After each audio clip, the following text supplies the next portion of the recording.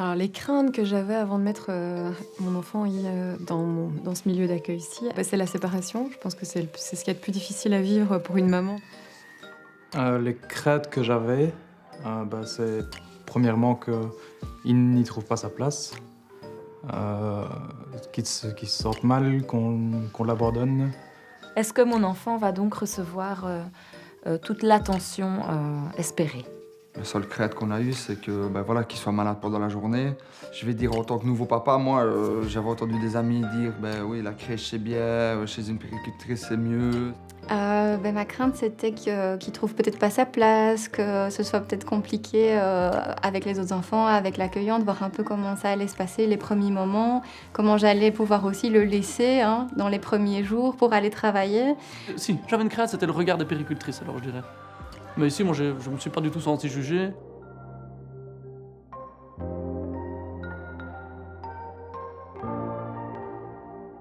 La familiarisation, c'est se dire, pour que l'enfant soit en sécurité affective, il faut rendre le lieu familier. Il faut rendre l'inconnu familier, l'inconnu connu pour l'enfant. Et le meilleur moyen de faire, c'est que le parent soit présent à ses côtés pour le rassurer, pour se dire, je suis là avec toi, je suis là dans un espace que tu ne connais pas, je suis là dans un espace qui est, qui peut éveiller toute une série d'émotions chez l'enfant. Ça peut être de l'excitation, de la joie, ça peut être aussi des émotions comme de la tristesse, de la peur, etc. Donc voilà, la familiarisation, c'est vraiment donner une place aux parents avec son enfant pour rendre l'inconnu connu. Super, Lille. Hop, racontera à papa et à maman. Voilà, vas-y. Ouais. Et dis, tu progresses depuis hier. Voilà, il y a de l'idée, hein, ça va aller. Oh oui.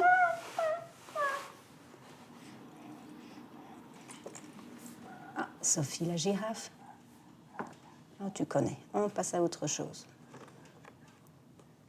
On était donc tous les deux présents avec ma compagne pendant la période de familiarisation. Ça a duré une semaine où on se présentait avec Ella. Donc Ella, c'est ma petite fille.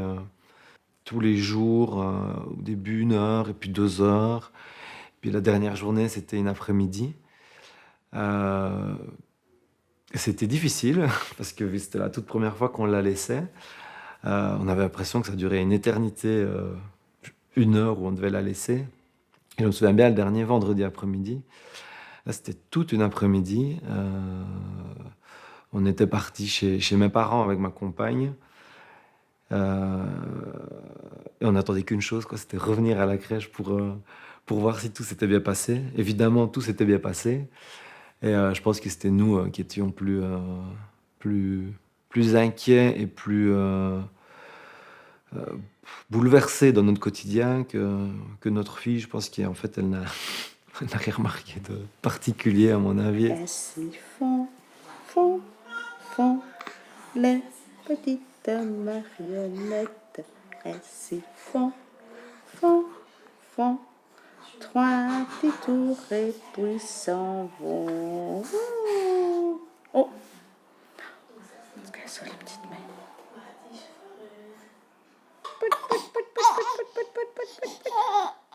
Oh, sur le nez. Tchoup, tchoup, tchoup, tchoup, tchoup. Tchoup, sur le petit nez. Tu veux le prendre? Tu veux le cheval? Donc ici, on essaye d'être un maximum en parallèle avec le parent de ce qui se passe à la maison et ici avec l'enfant pour pouvoir suivre, en fait, que ce soit fluide pour l'enfant et pas que ce soit un gros changement. Donc ici, c'est vraiment en fonction du parent et de l'enfant. Donc on n'a pas d'habituation type, on s'adapte. Donc il peut y avoir une habituation qui va se passer en une semaine et une habituation qui va prendre 1 mois peut-être. Donc on essaye de se mettre vraiment pour trouver le rythme de l'enfant et du parent, parce que des fois le parent a besoin aussi de trouver son rythme pour pouvoir lâcher son enfant et nous le laisser en quelque sorte. Donc pendant cette familiarisation, entre parler et écouter, du coup je te repose la question, Caro, désolé, tu penses que tu es plutôt de quel côté entre parler et écouter? Parler. Ok. Toi, Débord? Parler aussi. Écouter, c'est plus les jours d'après. Le premier jour, je parle du projet. Le deuxième jour, j'écoute plus le parent. En fait, c'est la première prise de contact. Et j'ai l'impression enfin moi en tout cas, mon vécu à moi, c'est que on balance tout d'un coup comme ça, Ouais. et qu'il n'y a pas vraiment de retour en fait compte du parent parce qu'eux ils ont trop d'infos à assimiler et que c'est trop d'un coup en fait compte. Ok. Et même eux ils ne savent plus où donner la tête limite et Ouais, et puis on s'adapte aussi aux parents. Moi, le premier jour, j'aime bien d'abord demander s'ils ont des questions. Ok, d'accord.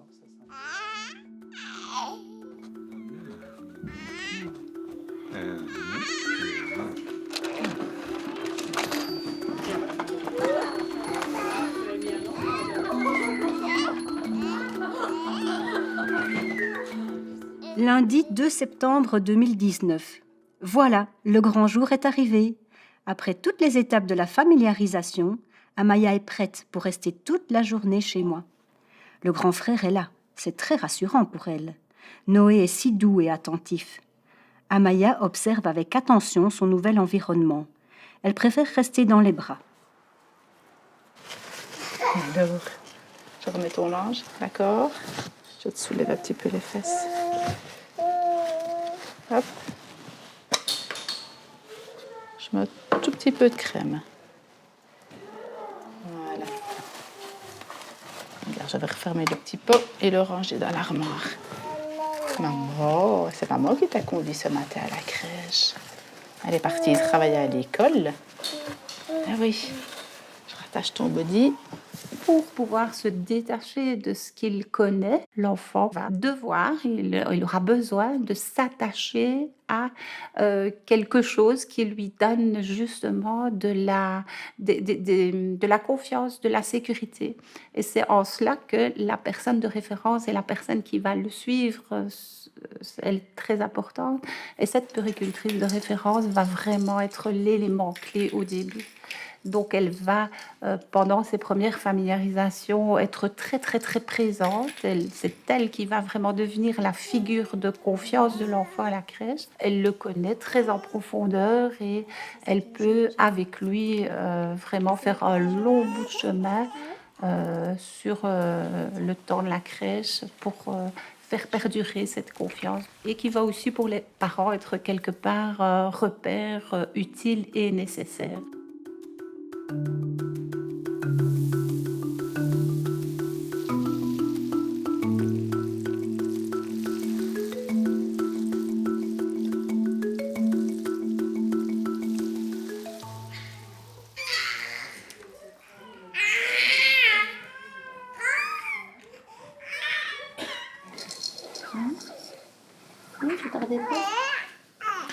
La question aussi de l'individualisation, ça concerne aussi fatalement le parent. Pour quelle raison? Simplement parce que l'enfant va passer évidemment une partie importante de sa vie ici à la crèche, mais il passe en général la plupart du reste de son temps à la maison. Et du coup, les parents, on considère toujours que ce sont les premiers experts, les premiers éducateurs de leur enfant, ceux qui connaissent le mieux leur enfant. Nous, évidemment, on connaît bien leur enfant de par le fait qu'on l'accueille ici à la crèche, mais ce sont les parents qui sont les premiers éducateurs. Et du coup, au travers de la communication qu'il va pouvoir y avoir entre la puéricultrice et le parent, il va pouvoir y avoir un échange sur comment est-ce que leur enfant se comporte individuellement à la maison. Qu'est-ce qu'il aime bien faire? Qu'est-ce qu'il n'aime pas faire? Qu'est-ce qu'il rassure? Qu'est-ce qui, au contraire, a tendance à lui faire peur? Quels sont les objets, les environnements, le type de réaction qu'on peut avoir qui peuvent le mettre mal à l'aise ou, au contraire, le rassurer. Et c'est au travers de cette communication qu'il va y avoir, évidemment, pendant la familiarisation, mais aussi tout au long de la vie de l'enfant ici à la crèche, entre le parent et la puéricultrice, que les puéricultrices vont réussir à se faire une image individualisée de chaque enfant qu'elles ont en face d'elles. Et elles vont vraiment, plus le temps va avancer, plus elles vont réussir à connaître finement la personnalité de chacun des enfants de leur groupe et vont être capables d'ajuster ce qu'elles proposent, ce qu'elles font avec les enfants en fonction de ce petit portrait, d'une certaine manière, qu'elles se sont construites de l'enfant en collaboration avec la famille.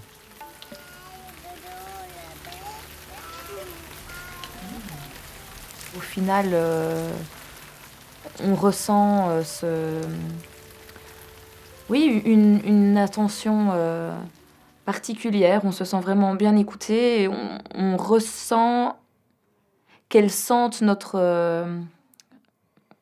nos inquiétudes. Elles sentent nos inquiétudes, donc elles savent très bien nous rassurer dans ce sens-là, avant même qu'on ait pu formuler nos craintes.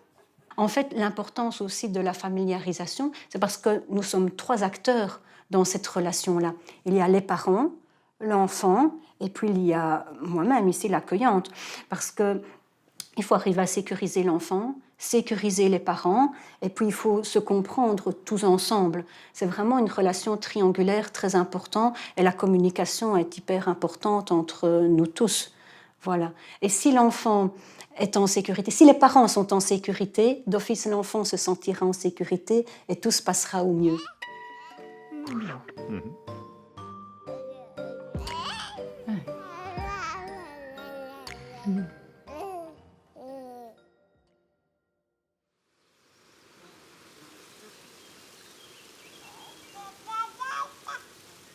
Donc le matin, on vient déposer l'enfant et souvent on fait on a un petit échange, on explique comment s'est passée la nuit, comment s'est passé le petit déjeuner.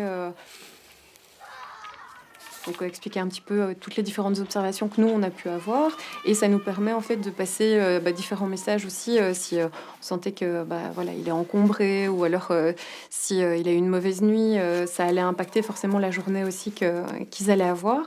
Donc ça, c'est l'échange du matin. Et puis il y a un échange quand on vient le rechercher en fin de journée, où là c'est eux qui nous expliquent finalement comment s'est passée la journée, s'il a mangé, s'il a dormi, et ce qu'il a pu observer par rapport à son comportement. Et donc c'est comme ça que ça rythme. Et puis il y a un petit cahier aussi qui permet d'avoir une petite note sur un événement de la journée. Et ça, c'est vrai que c'est toujours très très agréable à recevoir aussi. Donc en termes de communication, voilà comment ça se passe. Et honnêtement, moi ça m'a suffi, et je trouve ça très enrichissant.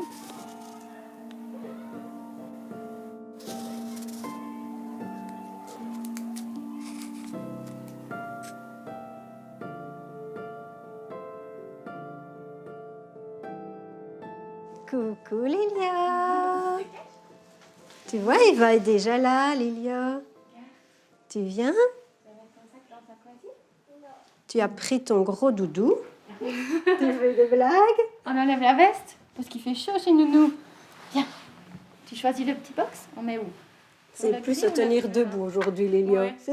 Oh, ça va vite voilà. revenir, hein. Il marche, Lilia. Tu préfères celui-là Chouette. ou là? Lequel? Voilà le manteau. Et tu as encore mis tes belles baskets, les mêmes que papa. Ouais, elle court vite, celle-là.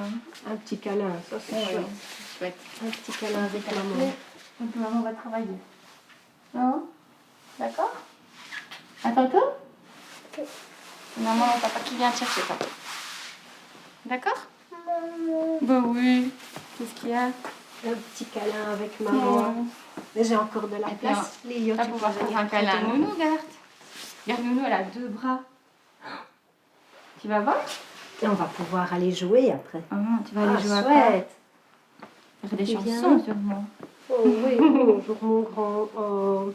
C'est gai le petit gâté. Hein. Bonne journée, maman. Travaille bien, maman. Attends-toi. Ah ben voilà. Le mot le plus important, je pense que c'est le mot repère. Donc, les repères sont extrêmement importants parce qu'ils permettent à l'enfant, quand il arrive à la crèche, de pouvoir se sentir le plus vite possible en confiance et en sécurité. Comment est-ce qu'on y arrive dans un milieu d'accueil? Justement, en répétant les repères, que ce soit au niveau de l'espace, au niveau du temps, au niveau des personnes. Il est très important que l'enfant puisse directement, quand il arrive dans la crèche, savoir où il se trouve, avec qui il va passer sa journée, comment va se passer sa journée. Et donc, du début jusqu'à la fin, c'est vraiment quelque chose qu'on essaye de tenir absolument à tous les niveaux.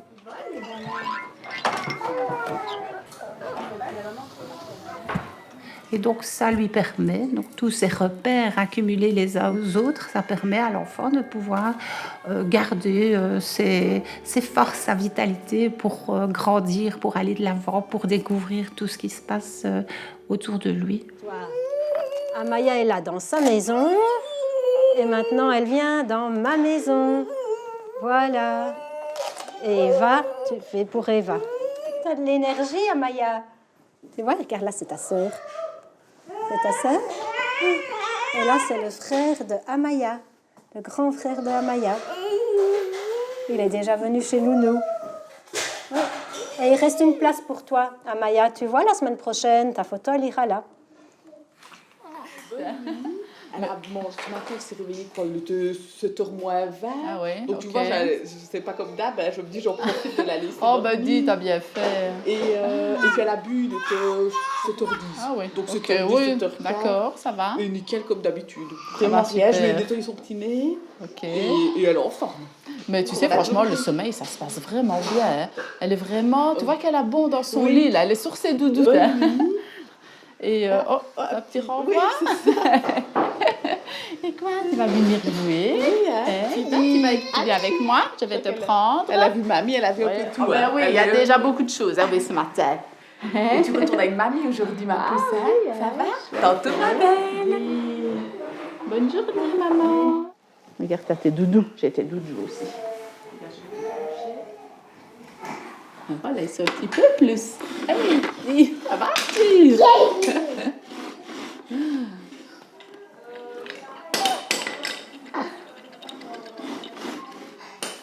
Allez, je me lève, je vais aller un petit peu noter dans le cahier les informations que j'ai eues.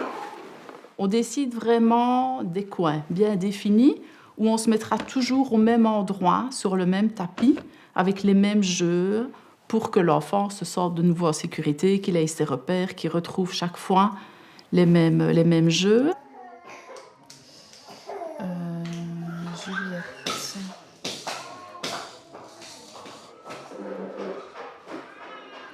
Fin de journée, on récupère notre enfant et on reçoit le papier. C'est sa journée.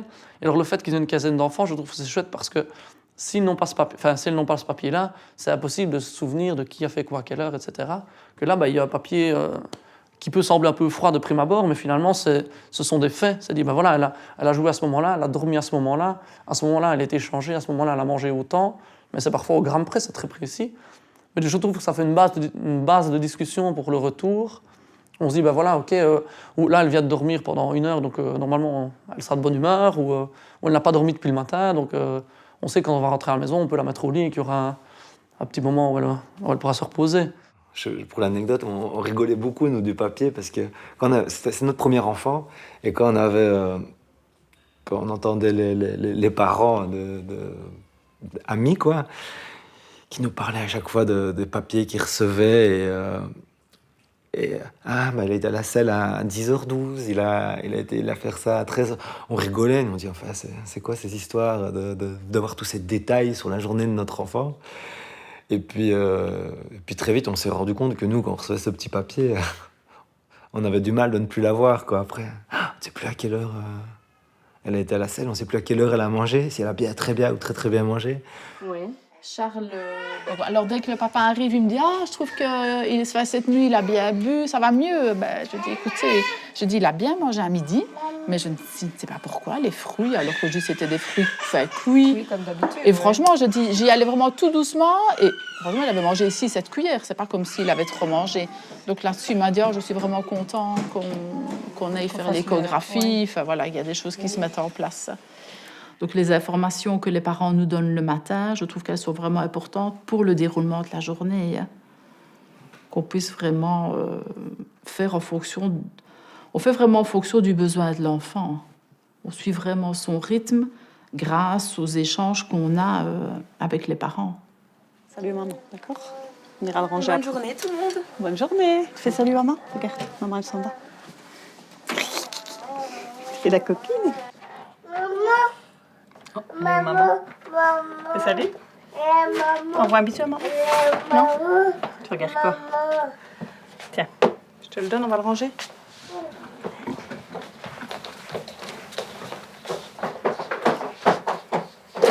Super.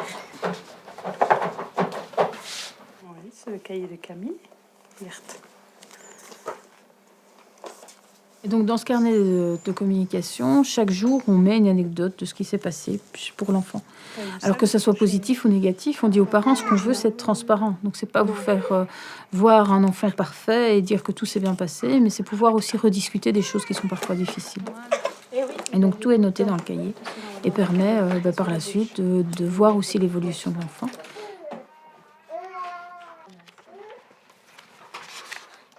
Pendant les activités des enfants, on prend les enfants en photo, en groupe, pas en individuel, mais vraiment en groupe, pour justement montrer aux parents ce que les enfants ont fait pendant la journée. Et donc, encore une fois, certains parents regardent le petit train avec leurs enfants, certains enfants montrent le petit train aux parents, et donc ça permet aussi d'ouvrir le dialogue et de pouvoir échanger sur ce qui s'est passé la journée.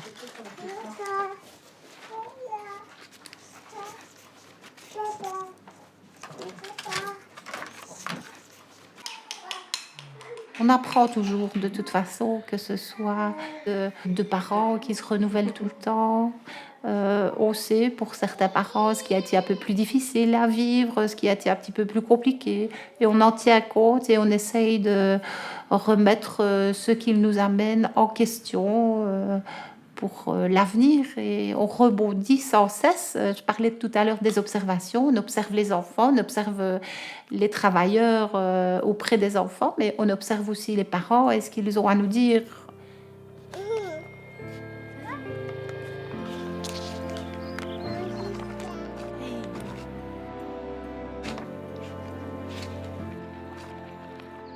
Bonjour. Bonjour.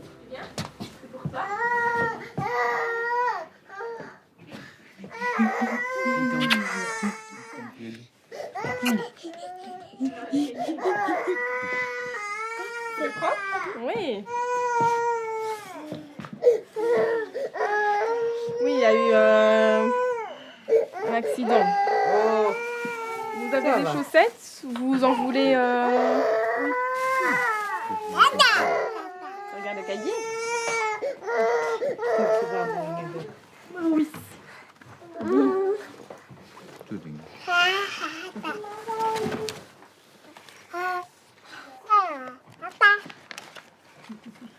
Isto também pode ficar, depois trago amanhã dentro do saquinho.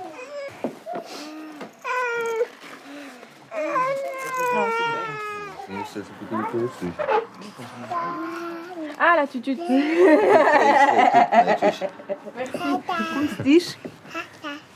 Tute. Tutute. Ah, tute. Oui. Et vous, c'est comment? Xuxa. Chouche. D'accord. Quer dizer, a mãe? Au revoir, merci. Bonne journée.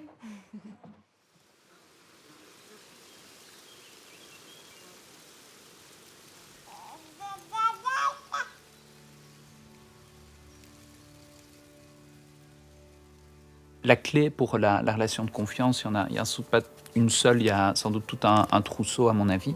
Mais si je devais pointer certaines choses, il y aurait d'abord la création de la relation de confiance qui est le tout début, au travers de la familiarisation qui est vraiment fondamentale. Mais après, au cours de la vie de l'enfant, ça va être de se dire que l'enfant est toujours au centre des préoccupations, au centre de communication entre professionnels, entre parents. Et se dire aussi que l'enfant, c'est pas un être qui est passif, c'est pas quelqu'un dont on parle, mais c'est aussi quelqu'un avec qui on parle. Donc c'est vraiment se dire, il y a une triangulation, il y a trois personnes, il y a les parents, il y a les professionnels, il y a l'enfant, et l'enfant c'est vraiment un acteur à part entière. Et si on réussit à lui donner cette place d'acteur à part entière, on va réussir vraiment à entretenir aussi cette relation de confiance en l'englobant en dedans. Si ça reste juste un objet de communication, un objet de discussion entre le professionnel et le parent, là on perd quelque chose qui est vraiment fondamental, je pense, pour la création de confiance.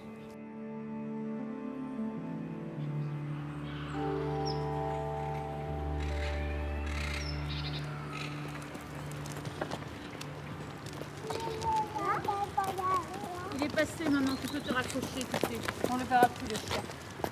On va chercher les marrons? Vous avez trouvé les marrons?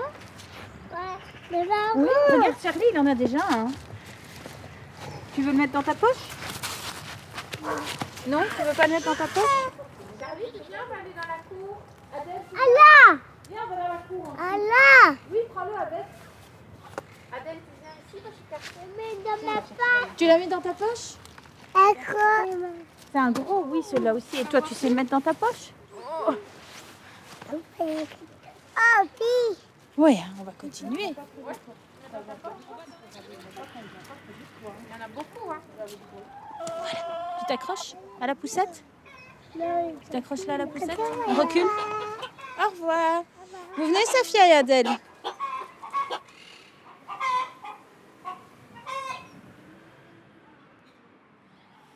Personnaliser les soins, oui, c'est chaque fois se mettre à la hauteur de l'enfant et au temps de l'enfant. Donc, il est important que l'adulte qui s'occupe d'un enfant soit à sa hauteur. Ça, c'est déjà la première chose, au sens propre comme au sens figuré. Il faut être grand pour pouvoir s'agenouiller à la hauteur des enfants. Et aussi, c'est très important. L'observer, c'est écouter ce qu'il a à nous dire de toutes les manières possibles et de pouvoir s'ajuster en fonction de ses demandes à lui et en réponse avec ce qu'il nous envoie lui.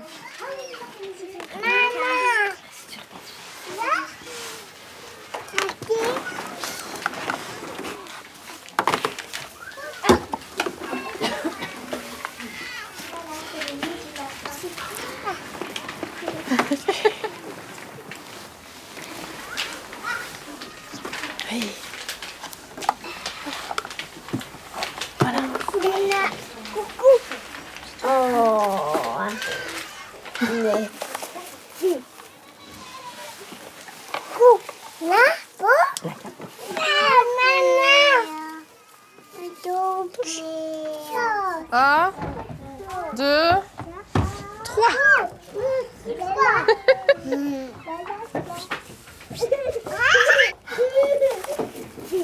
Un, deux, trois. Vive les mariés. Oui, prends-le. Oui. Il a le sien, Mariouche. C'est celui de Saïf, ça. Attends. C'est celui de Saïf. D'accord? Parce qu'on va aller à la sieste. Iliane va prendre son doudou aussi. Mariouche. Tommy. Ici. Là. Iliane, va sur ton lit. Vas-y. Couche-toi. Très bien. Bien, Mariouche. Mariouche. Mariouche, au lieu de courir sur tous les lits. Bien. Super.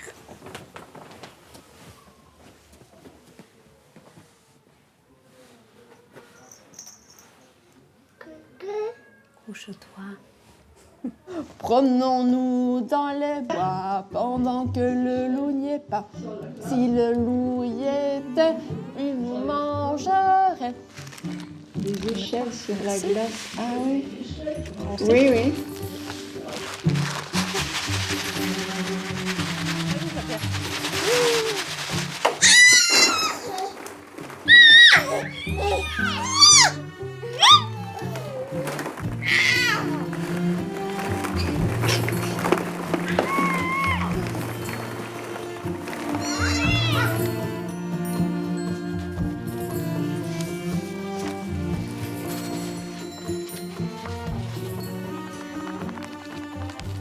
Tu vois, je l'ai fait fondre et j'ai mis le beurre dedans. Tu mélanges un tout petit peu. Voilà. Tu veux, toi, Lucas, mélanger? Non plus? Si, tu veux? Vas-y, regarde, on peut mélanger un petit peu. Safia, elle n'a pas encore versé, elle voulait verser aussi. Tiens, doucement, Safia, doucement. Attends. Voilà, Camille verse. Attends, je remets toute la pâte ensemble. Ouais. Voilà. On va mettre les œufs. Il faut bien laisser le fouet au fond. Camille, elle voulait casser l'œuf comme ça, tu vois, pour qu'il se mélange.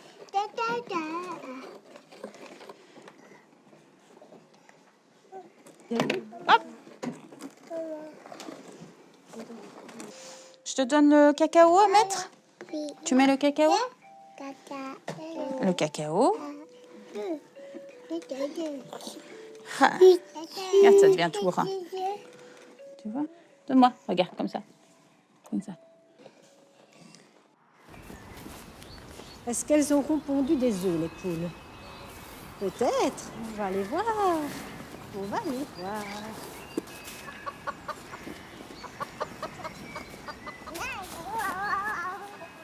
Voilà. Il y a 2 œufs. Oui? Je les mets là. Merci, les poules. 2 œufs. Tu fais attention parce que ça casse, hein, les œufs des poules. Tu tiens bien la boîte? Et l'autre poule, je ne sais pas où elle est. Se cache peut-être. Ouais. Regarde, il y a une chèvre sur le gros caillou là-bas et l'autre chèvre qui est ici tout près. Coucou les chèvres!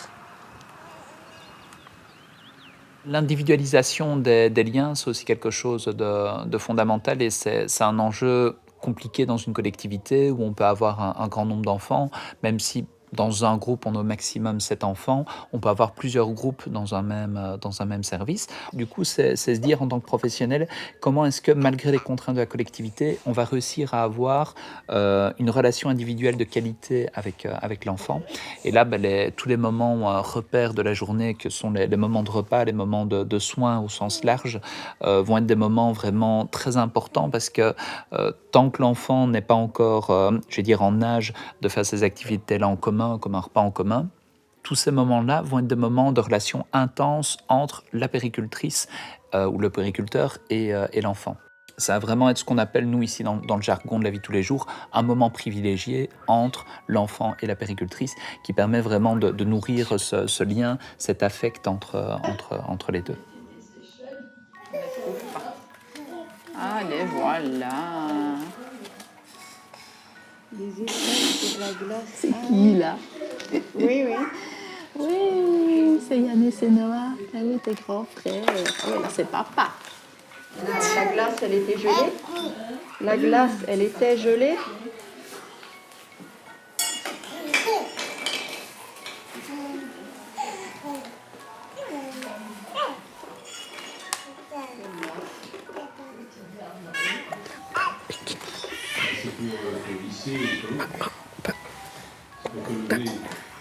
Tout ce qu'un enfant sait faire par lui-même, on essaye de le laisser faire par lui-même. Ça commence tout bébé, ça commence quand ils sont tout petits. On parle d'autonomie, mais c'est aussi l'autonomie en termes de motricité, en termes de rythme. Donc un enfant, on le laisse évoluer à son rythme, bouger à son rythme. Et ici, il n'y a pas de surstimulation, de stimulation. Un enfant se retourne sur le ventre quand il est prêt, un enfant s'assied quand il est prêt. On ne les met jamais dans des positions qu'ils n'ont pas acquises spontanément. Ça fait partie du respect de son rythme et ça participe à son autonomie. Ça lui apprend aussi que par lui-même, il est capable d'arriver à faire des choses.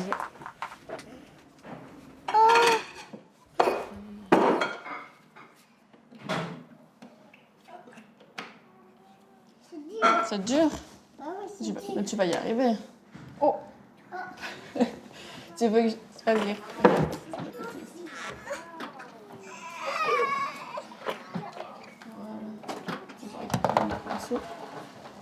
Voilà. Tu peux prendre ce petit bout de pâte ici.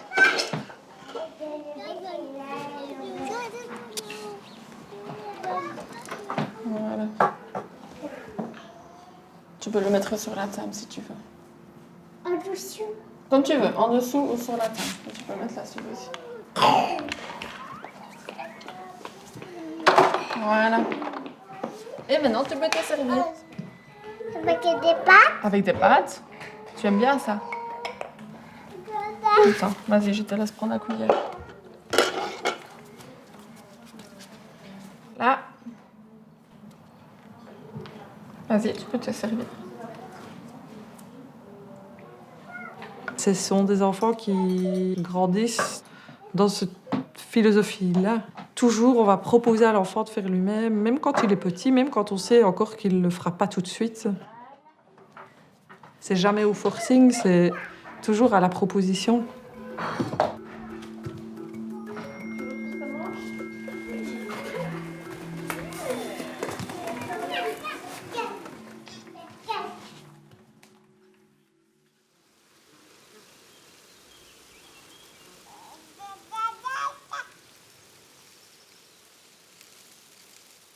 Le milieu d'accueil m'a aidé à comprendre en fait que dans ma relation avec mon enfant, je n'étais peut-être pas l'élément nécessaire à ce qu'elle passe une journée agréable en fait. On a toujours envie en tant que maman que notre enfant ait besoin de nous pour passer une chouette journée. Et en fait, ben voilà, on se rend compte que, étant donné que le milieu d'accueil lui est adapté, ben, ça se déroule très très bien et qu'elle est tout à fait épanouie, même sans maman.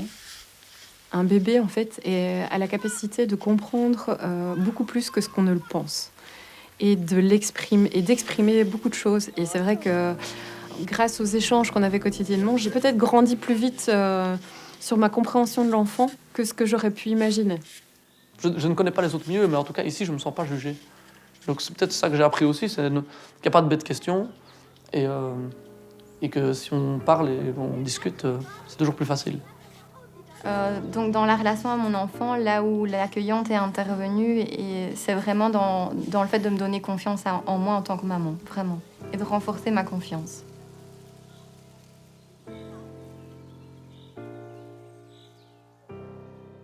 Les deux mêmes carnets. Tu vois, nous avons acheté le même carnet. Deux carnets. Là, c'est le carnet de Amaya. Tu retourneras dans ta maison avec ce carnet. Ah, vendredi, ce sera le dernier jour chez Nounou. Puis après, c'est l'école. Je te rendrai ton carnet. Mais celui-ci, il reste chez Nounou. C'est le carnet des copains. C'est quoi ça, mon image? Ah, tu cherches ton image. Là, c'est encore Martin. Oh, qui est dans le panier, là? C'est Lilia. Ah, ça, c'est l'école. C'est peut-être l'école où tu iras. Ça, regarde, Gina. C'est peut-être l'école où tu iras, parce que Dylan a été là. Tu veux voir cette école-là? Plus tard, tu vois? Allez, je peux donner l'école de Metzert, alors. Comme ça, tu peux expliquer. Qu'est-ce qu'il y a à l'école de Metzert? Et toi, tu as déjà ton petit sac aussi pour aller à l'école? D'accord. T'as déjà ton petit sac pour aller à l'école? Ah oui, c'est l'école où est ta grande sœur. Oui. Tu vois, c'est Madame Sabine. Tu vois, il y a un petit train, et puis là, il y a un petit tunnel dans lequel tu peux t'asseoir, puis il y a des balançoires, tu vois. Il y a différents trucs. Là, il y a un toboggan dans cette école-là. Puis dans une autre école, il y a quoi? Ah, là, il y a de la neige. Paradoxalement, on prépare la transition, mais on ne prépare pas à l'école quand on est ici à la crèche. Par contre, une des parties de notre métier, c'est d'aménager cette transition entre la crèche et l'école. En parlant à l'enfant de l'école, en parlant de ce que l'enfant va pouvoir faire à l'école, des autres enfants qui étaient peut-être dans le groupe et qui sont déjà dans une école qui vont être fréquentées par cet enfant-là. Tout ça, voilà, c'est des choses qui contribuent à faire en sorte que l'école, enfin la fin de ses jours, ce ne soit pas une fin, mais ce soit vraiment juste un tremplin vers autre chose pour l'enfant. Ici, en l'occurrence, l'école. Là, c'est un autre petit garçon qui s'appelle Lucas, qui va aussi à l'école pour la première fois aujourd'hui. Il serre bien la main de son papa. Il a mis aussi son sac sur le dos. Toi aussi, Amaya, tu mettras le sac sur le dos, comme Luna, comme Lucas. Ah, attends, Lilio, regarde. Ça, c'est quoi? Ça, c'est une classe. Comme à Neuvillers, dans ta future école.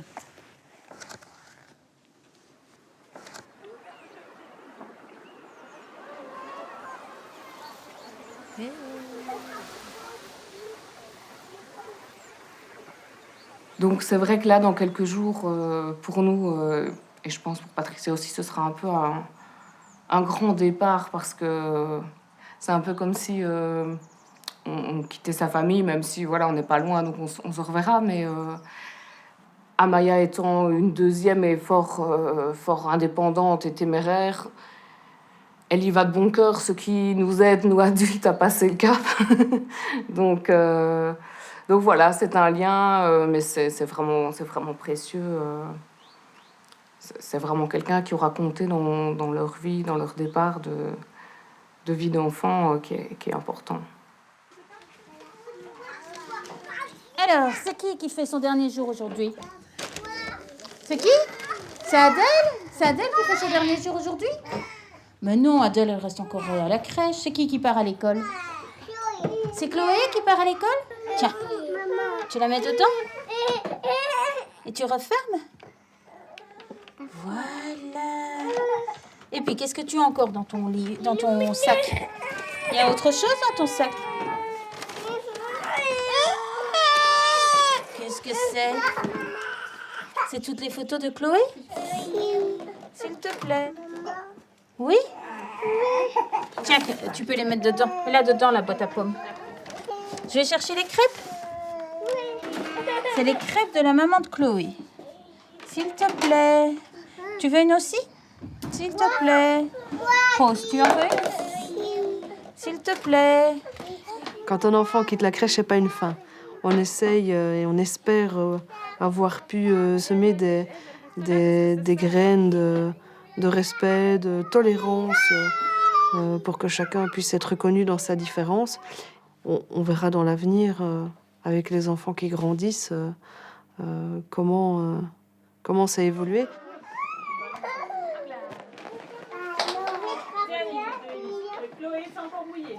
Et ce temps important de changement de vie aussi pour l'enfant, c'est aussi l'accueillante qui va prendre des nouvelles de l'enfant. Bah tiens, il est entré à l'école, ou les parents qui spontanément vont donner des nouvelles aussi, comment ça se passe à l'école. Et donc, on peut encore discuter avec l'enfant. Bah oui, tu as été pendant des mois chez une personne. Et puis, ici, tu vas à l'école, tu découvres d'autres lieux. Mais il y a tout un dialogue aussi qui peut se faire. Et aussi, un dialogue positif de dire, regarde, waouh, on a vécu des chouettes moments. Et grâce à tous ces moments-là, tu vas les vivre aussi à l'école. C'est porter l'enfant dans ces nouveaux apprentissages. Il a fait beaucoup d'apprentissages chez l'accueillante. Et ici, on va le porter encore pour qu'il en vive davantage à l'école. Et ce lien de communication qui reste aussi entre les parents et l'accueillante, qui à un moment donné s'estompe, ce qui est normal, puisque voilà, la roue tourne et on sait que l'accueillante, elle va vivre d'autres moments avec d'autres enfants et d'autres parents. On n'arrête pas comme ça un lien privilégié du jour au lendemain. On le travaille parce qu'on sait qu'il va s'arrêter. C'est important aussi de prendre des nouvelles de l'enfant par la suite, quoi. Et ben voilà, nous voilà au bout de tes 2 ans. 2 ans de crèche. Oui, ça passe vite. Hein. Maman qui voulait te voir à l'école, ça y est. Est-ce qu'il y a des choses par contre que vous dites là, ce serait bien de revoir ou s'il n'y en a pas, il n'y en a pas. Hein.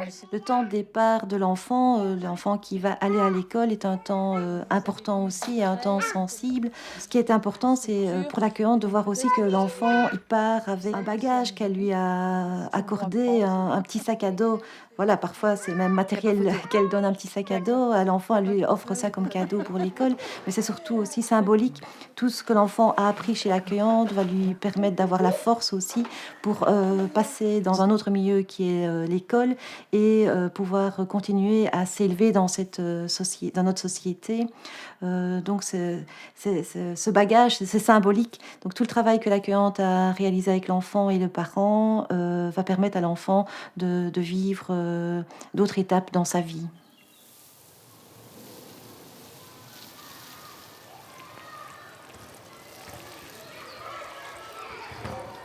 Oui, on a été questionné, oui, on a été bousculé, mais on n'a pas vraiment été mis à mal ou en échec dans une situation en particulier. On a toujours réussi à trouver des solutions.